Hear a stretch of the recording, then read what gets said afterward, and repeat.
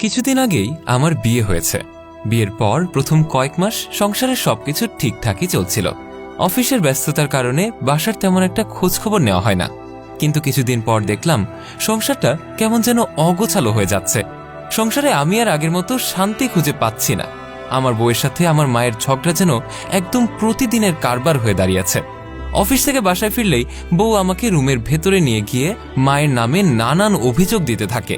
বউ বলে, তোমার মা আমাকে দিনরাত বাসায় কাজের মানুষের মতো খাটায়, আবার আমি নাকি বাপের বাড়ি থেকে কিছুই শিখে আসিনি, এই কথা বলে খোঁটাও দেয়। সারাদিন অফিসের ব্যস্ততার পর যখনই বাসায় এসে বউয়ের মুখে এইসব কথা শুনি তখন আমার খুব রাগ হয়। বউকে সাথে নিয়ে মায়ের কাছে গিয়ে মাকে অনেকগুলো কথা শুনিয়ে দেই, কিন্তু আমার মা আমার কথার উত্তরই দেয় না, শুধু মুখের দিকে অবাক হয়ে তাকিয়ে থাকে। আমি মাকে বলি, মা ও তো শুধু তোমার বউ না, তোমার মেয়েও। ও যদি তোমার আপন মেয়ে হতো তাহলে কি তুমি ওর সাথে এরকম আচরণ করতে পারতে? মা বলল, বাবজান আমি তো বৌমারে কিছুই কইনি নাই, অনেক পিপাসা পাইছিল তাই ওর কাছে এক গ্লাস পানি চাইছিলাম শুধু। মায়ের কথা শেষ হতে না হতেই বউ উত্তেজিত হয়ে বলল, না না, তোমার মা মিথ্যে বলছে, সারাদিন আমাকে ইচ্ছে মতো খাটায়, তার উপর এখন বলে আমি নাকি অকর্মার ঠেকি, কোনো কাজ করি না, সারাদিন আমি নাকি শুয়ে বসে কাটিয়ে দেই। মা তখন বলে উঠে, বাবজান আমি তোর বউরে এমন কিছুই কই নাই, এই সবাই বানায় বানায় কইতাছে, থাক মা, আমাকে আর কোনো কিছু বোঝাতে হবে না। এই কথা বলেই আমি বউকে নিয়ে আমার রুমে চলে গেলাম। কিছুদিন পর অফিসের কাজে আমাকে 7 দিনের জন্য বাহিরে যেতে হয়েছিল। কাজ শেষ করে যেদিন বাসায় ফিরি সেদিন দেখতে পাই মা বাসায় নেই। বউয়ের কাছে গিয়ে জিজ্ঞেস করলাম, আরে মা কোথায়?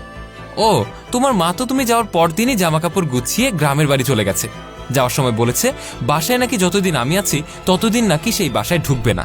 বউয়ের মুখে এই ধরনের কথা শুনে আমি অবাক হয়ে যাই। আমি তো আমার মাকে ছোটবেলা থেকে দেখে আসছি, আমার মা তো এমন ছিল না। কেমন যেন আমার মনের ভেতর একটা গিল্ট কাজ করা শুরু করে। আমি তখন বউকে বললাম, শোনো আমি গ্রামে যাচ্ছি মাকে ফিরিয়ে আনতে। বউ তখন চট করে বলে উঠল, উফ, এই আপদকে তুমি আবারও বাসায় আনতে যাচ্ছ? এমনিতেই তো ঘাড়ের উপর বসে বসে খাচ্ছে, আর তাহলে তো আমাকেও এখন বাপের বাড়ি যেতে হয়। বউয়ের এই কথাগুলো শোনা মাত্র আমি সজোরে তার গালে একটা থাপ্পড় বসিয়ে দেই আর বলি, আমার মাকে আপদ বলার সাহস কি করে হলো তোমার? শুনে রাখো, আজ তার জন্য আমি এই পর্যায়ে আসতে পেরেছি, আর এই বাসায় থাকতে হলে আমার মাকে সাথে করেই থাকবে, নয়তো বাসার গেট তো খোলাই আছে, বেরিয়ে যেতে পারো। বউকে কথাগুলো বলে সাথে সাথে আমি বেরিয়ে গেলাম আমার গ্রামের উদ্দেশ্যে। গ্রামে পৌঁছতে আমি শুনতে পাই আমার মা নাকি আর পৃথিবীতে বেঁচে নেই। এই কথা শুনেই আমার মনে হচ্ছিল যেন আকাশটা ভেঙে পড়েছে আমার মাথার উপরে, পায়ের নিচ থেকে যেন মাটি সরে যাচ্ছে। এই কষ্ট আমার কিছুতেই সহ্য হচ্ছিল না। চোখের জল মুছে মায়ের কবরের সামনে গিয়ে দাঁড়াই। কবর জিয়ারতের পর মায়ের কবরের সামনে দাঁড়িয়ে অনেকক্ষণ কাঁদতে থাকি, কিছুতেই যেন নিজেকে মাফ করতে পারছিলাম না। তারপর গ্রাম থেকে বাসায় ফিরে বউকে ঘাড় ধাক্কা দিয়ে বের করে দিলাম।